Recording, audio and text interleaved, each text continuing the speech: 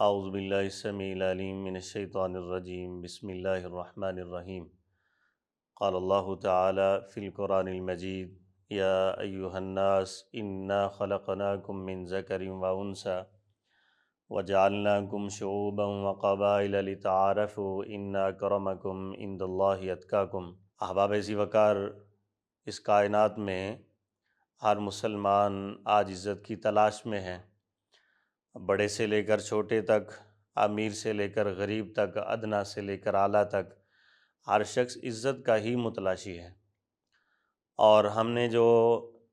عزت کی تلاش میں جو ہم نے پیمانے بنا رکھے ہیں یا جو ہم نے راستے بنا رکھے ہیں، ان راستوں کے اندر، ان پیمانوں کے اندر ہمیں عزت نہیں مل سکتی۔ آپ دیکھیں، اسلام اللہ تعالیٰ نے ہمیں عطا کیا ہے تو وہ پورا ضابطۂ حیات ہے، مکمل ضابطۂ حیات ہے۔ آپ دیکھیں کہ اللہ تعالیٰ نے عزت کے راستے اس میں مقرر کر دیے ہیں۔ 1450 سال سے قبل اللہ تعالیٰ نے حضور نبی کریم صلی اللہ علیہ وسلم، دو جہانوں کے جو سردار ہیں، آمنہ کے در یتیم ہیں، اللہ تعالیٰ نے ان کے اوپر قرآن نازل کیا تو اس معاشرے میں لوگ اپنے حسب اور نسب کے اوپر بڑا فخر کر رہے تھے کہ میرا فلاں نسب ہے تو میں عزت والا ہوں، میرا فلاں حسب ہے تو میں عزت والا ہوں۔ تو اللہ تعالیٰ نے وہ راستہ مقرر کیا کہ یا ایھا الناس انا خلقناکم من ذکر و انثی وجعلناکم شعوبا وقبائل لتعارفوا۔ کیا ہمارے محبوب پیغمبر، آپ ان کو فرما دیجئے کہ یہ جو آپ فخر کی چیزیں سمجھتے ہیں، ہم نے یہ عزت کے لیے نہیں بنائی، یہ تو محض ایک پہچان ہے۔ یہ آپ کے قبیلے، یہ آپ کا حسب، یہ آپ کا نسب ایک پہچان کا ذریعہ ہے۔ اور اگر آپ عزت کی بات کرتے ہیں تو ان اکرمکم عند اللہ اتقاکم، کہ اللہ کے ہاں عزت کا جو راستہ ہے وہ تقوی کا راستہ ہے، وہ پرہیزگاری کا راستہ ہے۔ اور آپ دیکھیے کہ رحمت کائنات صلی اللہ علیہ وسلم کا وہ بڑا اہم خطبہ جو ہے، جسے ہم حجۃ الوداع کہتے ہیں، کہ اس موقع پہ رسول کریم صلی اللہ علیہ وسلم نے تمام اصحاب رسول کو جمع جب کیا تو آخری آپ خطبہ ارشاد فرما رہے تھے، تو آپ کا وہاں جو بیسک جو آپ کا پیغام تھا، جو آپ کا سب سے بڑا ایک پیغام تھا امت مسلمہ کے لیے، وہ یہی تھا کہ رسول کریم صلی اللہ علیہ وسلم نے فرمایا میرے صحابہ، آپ یہ بات ذہن میں رکھیں کہ آج کے بعد کسی عربی کو اجمی کے اوپر، کسی اجمی کو عربی کے اوپر، کسی امیر کو غریب کے اوپر، کسی مالک کو اپنے ملازم کے اوپر، کسی حسب نسب والے کو دوسرے کے اوپر کوئی فوقیت نہیں۔ تم میں سے جو جتنا زیادہ متقی ہوگا اتنا وہ اللہ کے ہاں زیادہ معزز ہوگا۔ اور حضرات ذی وقار، آج ہم اسلام تو لے آئے ہیں اور عزت آپ کہاں پہ ہم تلاش کر رہے ہیں؟ کوئی چاہتا ہے، سمجھتا ہے کہ میرے کپڑے اچھے پہننے سے میری عزت ہوگی، کوئی سمجھتا ہے میرے جوتے اچھے سے میری عزت ہوگی، کوئی سمجھتا ہے کہ میرا مکان بہت خوبصورت ہوگا تو میری عزت ہوگی، کوئی سمجھتا ہے کہ میری گاڑی اعلیٰ ہوگی تو میری عزت ہوگی، جبکہ ہمیں اصحاب رسول کی سیرت کو دیکھنا ہے، محمد الرسول اللہ صلی اللہ علیہ وسلم کی سیرت طیبہ میں سے ہمیں تلاش کرنا ہے، اللہ کے قرآن میں سے ہمیں تلاش کرنا ہے کہ عزت کے راستے کون سے ہیں۔ اور اگر دیکھیں سیدنا عمر فاروق رضی اللہ تعالیٰ عنہ کتنی بڑی ہستی ہیں، کتنی بڑی شخصیت ہیں، تو فرماتے ہیں کہ کائنات کے لوگوں، ان اللہ یرفع بہذا الکتاب اقواما ویضع بہ آخرین، یہی وہ قرآن مجید ہے، اللہ کی کتاب، جس اللہ رب العالمین نے اسے ہدایت کا ذریعہ بنا کے بھیجا ہے۔ کائنات کے لوگوں کے لیے اللہ تعالیٰ نے اسے نور بنا کے بھیجا ہے، ایک راستہ بنا کے بھیجا ہے، اور ایک خوبصورت زندگی گزارنے کا طریقہ اور سلیقہ بنا کے بھیجا ہے۔ اسی کتاب کی وجہ سے بہت سے لوگوں کو اللہ رب العالمین نے عزت عطا کی ہے، اور ان میں دیکھیے سر فہرست آپ دیکھیں حضرت بلال حبشی رضی اللہ تعالیٰ عنہ، حسب نسب کے بارے میں آپ دیکھیے کیا ملتا ہے، کچھ بھی نہیں ہے، لیکن عزت اور وقار، سبحان اللہ، اتنی عزت کہ کائنات کا ہر شخص آج چاہتا ہے کہ اللہ مجھے بیٹا دے تو میں اس کا نام بلال رکھوں، کہ اللہ تعالیٰ نے اتنی عزت دی۔ ان کے پاس کیا تھا؟ ان کا حسب نسب آپ دیکھیں، بیک گراؤنڈ آپ کو کیا ملتی ہے؟ کچھ بھی نہیں ہے۔ اور مال و دولت کے لحاظ سے دیکھیں تو بلال سے غریب آدمی آپ کو کہیں نظر نہیں آتا، اتنے غریب آدمی کہ آپ کو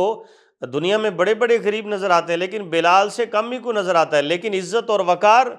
کہ جو چلتے رب کی زمین کے اوپر ہے لیکن چلنے کی آواز آسمان کے رب نے جنتوں میں سنا دی ہے۔ اس کی وجہ کیا تھی؟ یہ قرآن، اللہ کا دین، دین کی وجہ سے عزت ملی ہے، اسلام کی وجہ سے عزت ملی ہے، محمد عربی صلی اللہ علیہ وسلم کی سچی اور سچی اطاعت اور محبت کی وجہ سے اللہ رب العالمین نے انہیں عزت عطا فرمائی۔ اور حضرت عبداللہ بن مسعود رضی اللہ تعالیٰ عنہ دیکھیے کہ قد ان کا بہت چھوٹا ہے۔ حضرت عمر فاروق رضی اللہ تعالیٰ عنہ فرماتے کہ کائنات کے لوگوں ہم بیٹھے ہوتے تھے اور حضرت عبداللہ بن مسعود کھڑے ہوتے تو پھر بھی ہم سے چھوٹے محسوس ہوتے، اور جسم کی آپ کیفیت دیکھیں تو ان کی باریک سی پنڈلیاں، یہ ٹانگیں جو ہیں یہ بالکل باریک سی، اور ایک دن درخت کے اوپر چڑھے ہوئے ہیں اور اصحاب رسول صلی اللہ علیہ وسلم جناب محمد الرسول اللہ صلی اللہ علیہ وسلم کے ساتھی دیکھ کر مسکراتے ہیں، تو ذرائع مذاق کہ آپ کی یہ انہوں نے ایک پرندے کے ساتھ آپ کو تشبیہ دی، تو وہ دل غم زدہ ہوئے، بڑے غمگین ہوئے، اور جا کے رسول کریم صلی اللہ علیہ وسلم کی بارگاہ رسالت میں اپنا مقدمہ پیش کیا کہ اللہ کے رسول صلی اللہ علیہ وسلم، یہ میرے بھائی، میرے دوست، یہ میرا مذاق اڑاتے ہیں، یہ ٹانگیں تو مجھے اللہ نے دی ہیں، یہ میرا وجود جو بنایا ہے وہ اللہ نے بنایا ہے، اس میں میرا تو کوئی معاملہ نہیں ہے، تو اللہ جیسے چاہتا ہے بنا دیتا ہے۔ تو اللہ کے رسول صلی اللہ علیہ وسلم نے اصحاب رسول کو بلایا اپنے پاس، آپ نے فرمایا میرے صحابہ تم عبداللہ بن مسعود کی ٹانگ کو دیکھ رہے مذاق کر رہے ہو؟ اللہ رب العالمین کی عزت اور جلال کی قسم ہے کہ آپ عبداللہ کی صرف ایک ٹانگ کو ترازو کے ایک پلڑے میں رکھ دیا جائے جو اللہ نے بنایا ہے، اور دوسرے پلڑے میں مد مقابل جو ہے اس کے اندر احد پہاڑ کو اٹھا کے رکھ دیا جائے، تو کائنات کے رب کی عزت اور جلال کی قسم ہے احد پہاڑ سارے کا سارا مل کر بھی عبداللہ ابن مسعود رضی اللہ تعالیٰ عنہ کی ایک ٹانگ کا مقابلہ نہیں کر سکتا۔ تو عزت جو ہے وہ ہماری دین کے اندر ہے، ہماری عزت ہمارے دین کے ساتھ ہے، ہمارے اسلام کے ساتھ ہے۔ محمد الرسول اللہ صلی اللہ علیہ وسلم جو منہج لے کر آئے، جو شریعت لے کر آئے، جو ضوابط لے کے آئے زندگی گزارنے کے، اور جو آپ کی سیرت طیبہ ہے، ہماری عزت اسی کے اندر ہے۔ آپ دیکھیے حضرت عمر فاروق رضی اللہ تعالیٰ عنہ، ان کے زمانہ خلافت کے اندر اسلام بڑھتا جا رہا ہے، دن بدن اسلام پھیل رہا ہے، اور بیت المقدس کی چابیاں لینے جب پہنچے ہیں تو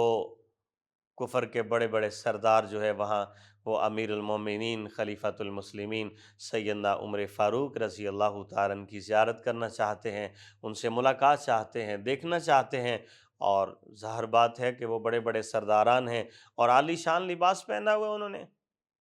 اور سیدنا عمر فاروق رضی اللہ تعالیٰ عنہ کی کیفیت ابو عبیدہ بن جراح رضی اللہ تعالیٰ عنہ جب دیکھتے ہیں تو وہ کہتے ہیں امیر المومنین آپ اتنے بڑے مقصد کے لیے یہاں تشریف لائے ہیں، اور دنیا بھر کے کافروں کی نظر آپ کے اوپر ہے، وہ آپ کو دیکھنا چاہتے ہیں